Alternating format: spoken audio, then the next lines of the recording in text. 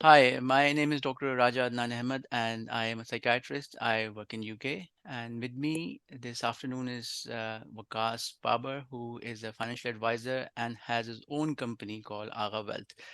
And this video I'm doing on the questions I get a lot from the IMG doctors, international medical graduates. They say that they are a doctor in UK and they want to know a bit more about the NHS pension scheme because it is very confusing to understand it if you are coming from abroad.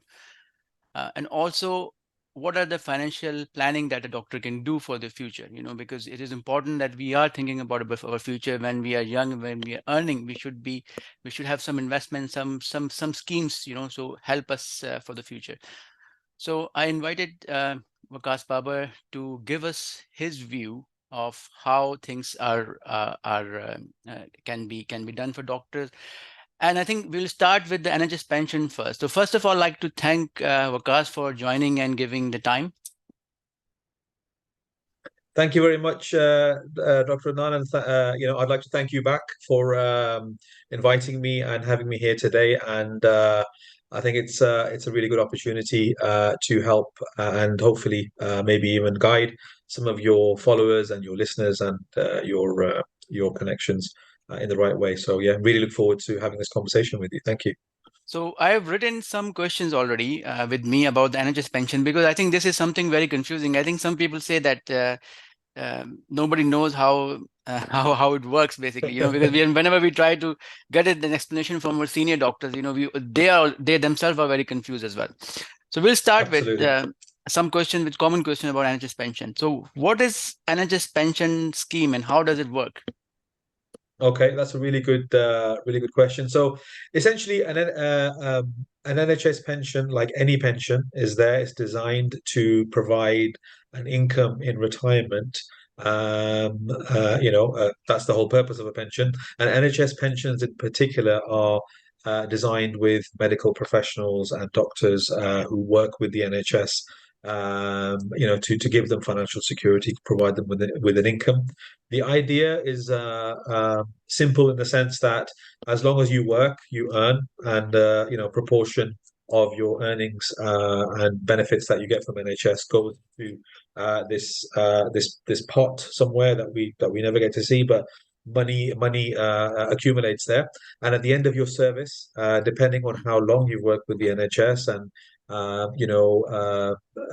how long you've been contributing to the pension, that will determine the level of income that you'll get at the end. So, in very simple terms, the longer you work and the more you contribute, the higher income you can expect at the end.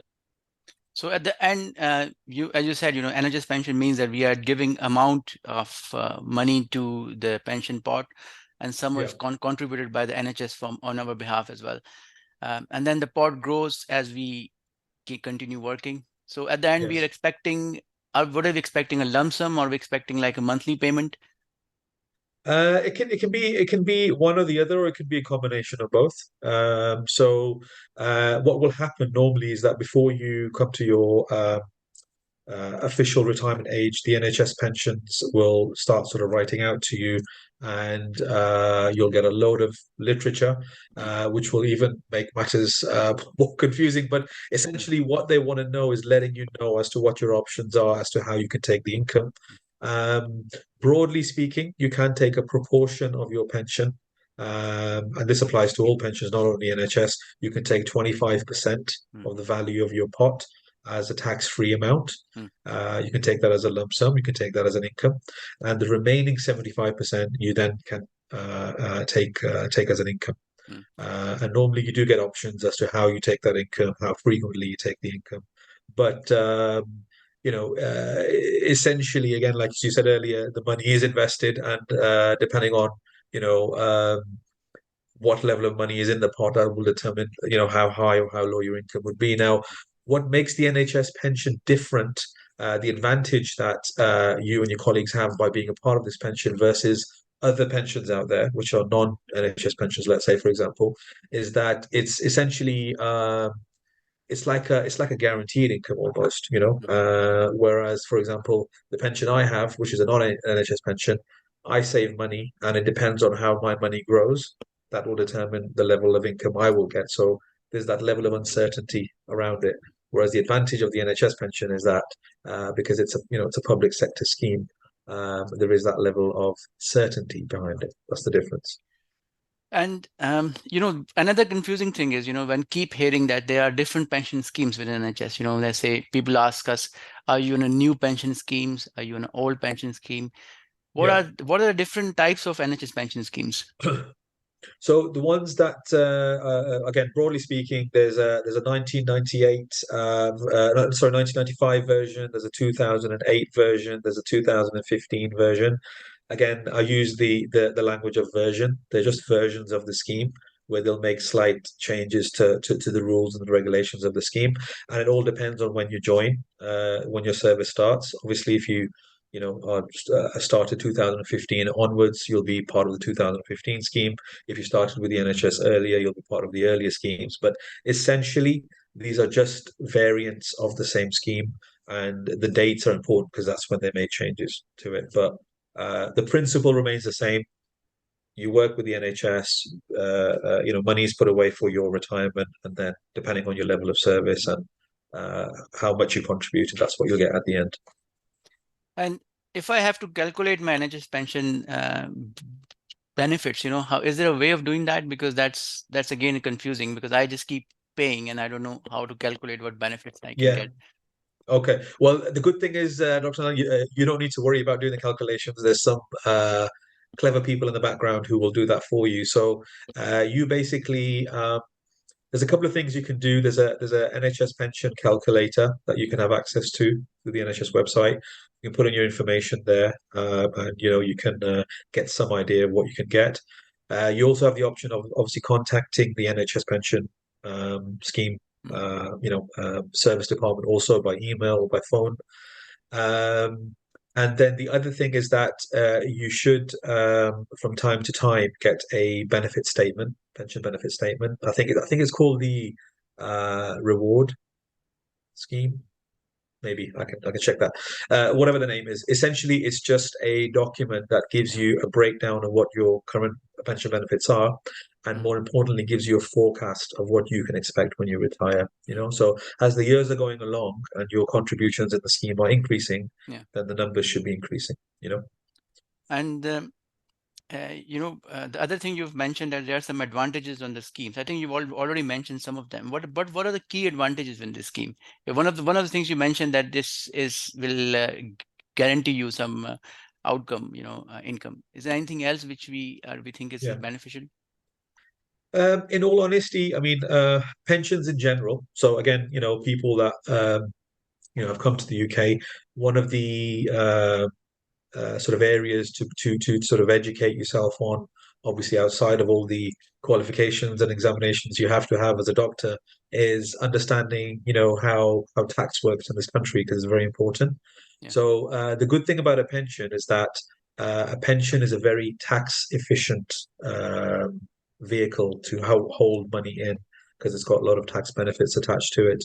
But essentially, like I've already highlighted, the main benefit of being in the pension scheme with the NHS is that you've got that guarantee, which gives you that certain level of certainty as to what you can expect, versus somebody who has a regular, pension, which is a non-NHS one. That's always going to be based on the performance of that pension money, how it's performing. And if you imagine, like, let's say you've reached retirement and we've had a situation, God forbid, like 2008, and the markets have collapsed by 40%, then that can be quite a major Mm. decrease in your pension. Whereas with yourselves, you'd be protected from that. So that in itself is a major Advantage. advantage. And in addition to that, all the other tax benefits that you get are also part of it. One of them I can highlight, for example, money that's in a pension is, inheritance tax doesn't apply to it, for Mm. example, when you pass away. So again, it's a good place to home. It's a good place to house your money and protect it from inheritance tax, which is 40% right now. And another question a lot of people will ask, people say that I don't want to work for NHS forever. I might leave Yeah. NHS earlier than the retirement age, because people may go abroad. Sometime people for a few years to earn in other country like Middle East or Yeah. something. Some people will just go and work in private sector. Some will start doing locum. So essentially, they will come out of NHS and doing some either contractual work or private work. So what will Yeah. happen to their pension then? Yeah, that is a good question, and I worked with a few doctors actually, British doctors out in the Middle East, who had worked with the NHS and now they're doing other things. Well, still working as doctors, but in a tax-free environment. But yeah, so I mean, the good thing is that your pension won't go anywhere. So basically, whatever you have accrued in your pension benefits will remain there. And let's say if you left the NHS and then went away for a few years or did something different and then you change your mind, want to rejoin NHS, then again you just become a part of the scheme again Mm, and you reaccrue those benefits. So in answer to your question, whatever you've let's say saved or generated in pension benefits, that will remain there, and then when it comes to your retirement, you'll be entitled to that pension income okay. at retirement age. And is there a way to boost that income? Because using the pension scheme, because I've seen some doctors, they're saying that we are contributing more than what uh, is expected of us as well. I don't know how they Yeah, do it, but they might increase the amount they're paying in the pension scheme. Is there a way of doing yeah. that? Yeah, there is. So I think you may be referring to, in short form, they're called AVCs, additional voluntary contributions. So essentially, what happens is that you're able to, if you imagine, it's like a bolt-on pension, like a Mm, separate account where you can accrue money in and you can put money into. For those people that want to increase their pension benefits when they retire, they may have surplus money mm, which they may not want to do anything else with. So it's a good idea to put it in a pension. So yeah, essentially you can top it up. Again, good to look at what your affordability level is, mm, what your expenses are, and anything that's spare can be done. And this would be basically a part of your pension, but a separate account, a mm, separate pot pension pot. You mm. know. So yeah, in answer to your question, yes, you can increase your savings. And another thing is, about pension, people say that once we have paid into this pot, it's locked. So when can we actually access those pension benefits? Is it age? Is it 65 years? Because I'm not sure when can you actually access it. Yeah, no, good question. So, and I think you've made a really good point there, Dr. Adnan, that the way pensions are designed are exactly for that purpose. Money is essentially locked away. Mm, So, saving for somebody's pension is a long-term, activity, and because normally, being human beings, what happens is that when we can have access to something, we normally want it, and money being one of those things. So that just gives it the time to be able to do that. But normally around age 55 plus, you can, in theory, start to access your pension.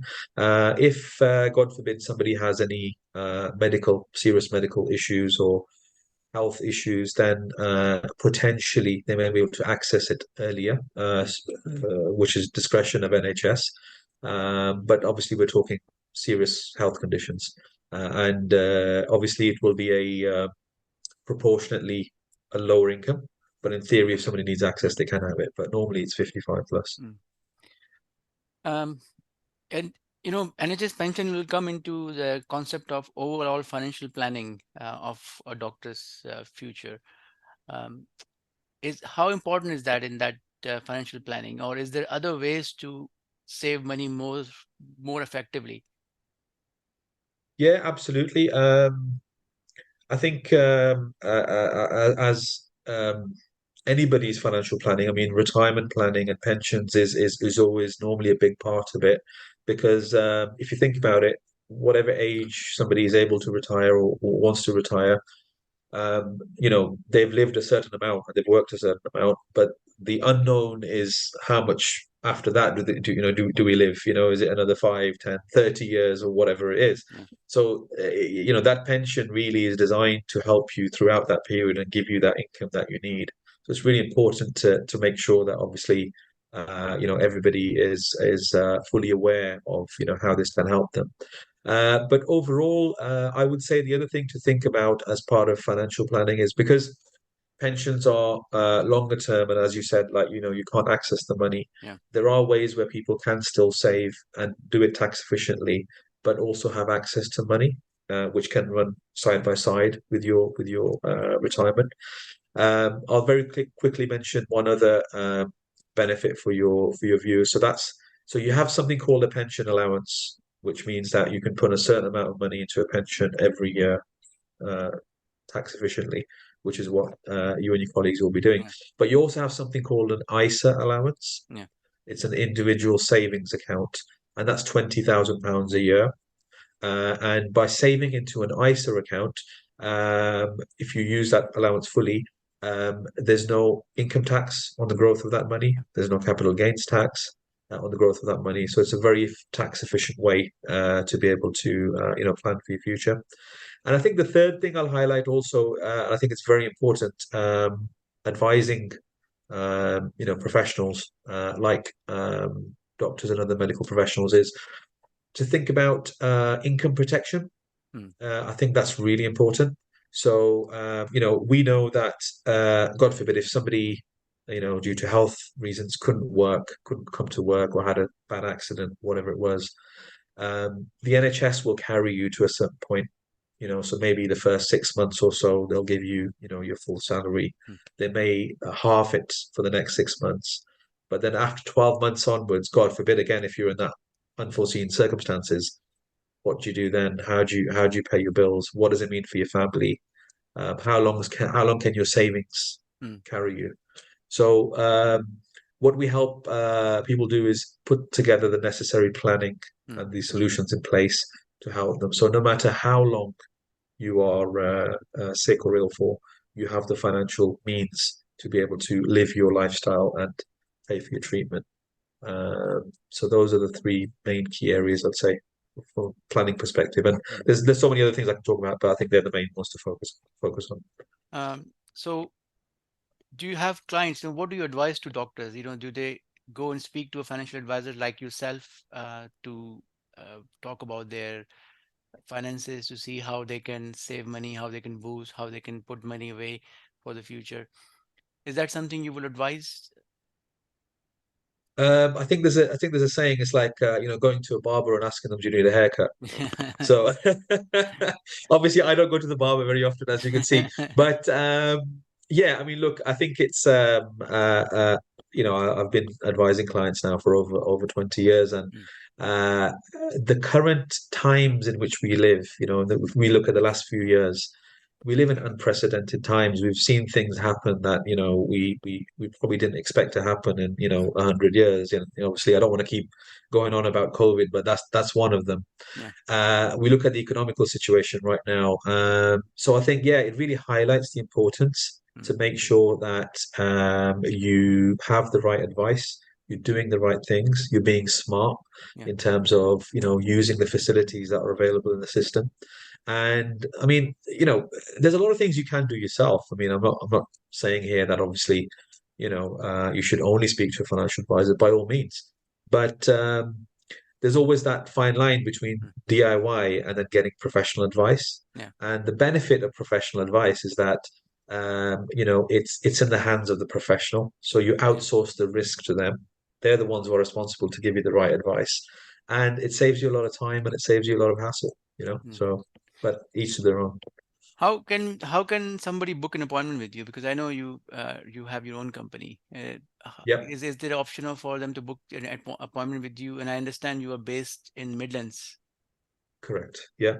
Yeah. Yeah. Yeah. Yeah. So, happy to have a conversation with anybody that would like any further information, or would like an appointment. And essentially, there's no cost as such for it. So, what I will do is I will sit down with them either face to face if they're local, or we can book in a Teams or Zoom call. And really, the purpose is just to understand them, understand their situation, Yeah. understand what they're looking to achieve financially, what the goals are, and then I can let them know whether or not I can help them and how I can help them. And then if they wish to take the conversation further, then we can obviously, focus more on the solutions that they may need. But again, there'll be no there'd be no well, the cost I'd bear the cost for that. Best way to get in touch with me, I could probably say, is my website. It's got all my contact information on there. So if anybody would like to visit that, and even there's a contact me button on there, or book a meeting button as well, and they can go on there, or they can just call me, or email me as well. And that's www.agawm.co.uk. Oh, it's fine. Sure. Thank you. I will definitely share the website address on the screen when I share Thank this you. video. So, you will people will be able to contact you and get some advice. But Waqas, thank you very much for joining and giving us some advice about the financial planning and more particularly on the NHS pensions. So the question a lot of people will ask, is it worth to stay on NHS pension? Because this is something a lot of people ask. And I mean, when I speak to my seniors, the ones who have retired, they're saying that it's a very good scheme. They get a lot of benefits. But the newer generation seems to be a bit reluctant because they first of the things you just mentioned, they think they might return back to their home country, or they think they might not be working for NHS long term. That's one of the question in their mind. But sometimes they also feel, when you're young, you're not actually thinking, if you're into your 20s or 30s, you're not really thinking about what will happen when you become 60. So overall, as you said, what would you advise? Is it a good enough scheme to actually start contributing, and even if you are not planning to stay like in the UK in the long term? Absolutely. I mean, I think obviously it's on a case by case basis, but I mean, if somebody is, I don't know what the status of somebody would be. Let's say if they've come to the UK, and if it's very definitive, so somebody is going to be here for 6 months or 12 months, and Mm, after that, definitely they're going to go back to their home country and never see UK soil again, then probably that wouldn't be worth it. But if somebody does come here and they want to be here for at least a number of years as a minimum, yeah, just so that they can at least build up enough of a benefit in the retirement plan, so yeah, that in the future, if they're in their home country or elsewhere, they have this second source of income, yeah, which they um, have because they contributed towards the scheme. So in that sense, I would say, I would advise people to consider it. And obviously, there's no financial benefit for me to say that. I don't offer NHS pension schemes. This is purely based on what I know and about the scheme, and what the benefits are of it. And it's like I think your point about maybe the let's say your younger colleagues who maybe aren't really thinking too much about the future because they're not in that sort of phase of life. But yeah, giving them the analogy of your health, for example, is it worth getting health conscious when you're in your 60s, or ideally should you yeah, be healthy all the way through? It means you're going to have a better life at the yeah. end, right? So same thing with your financial planning. The earlier you start, the better result you can expect at the end. So that's what I would say. Start as early as you can. Okay. Thank you very much for your time and the No information you problem. shared. Thank you. My pleasure. Thank you so much. Thank you.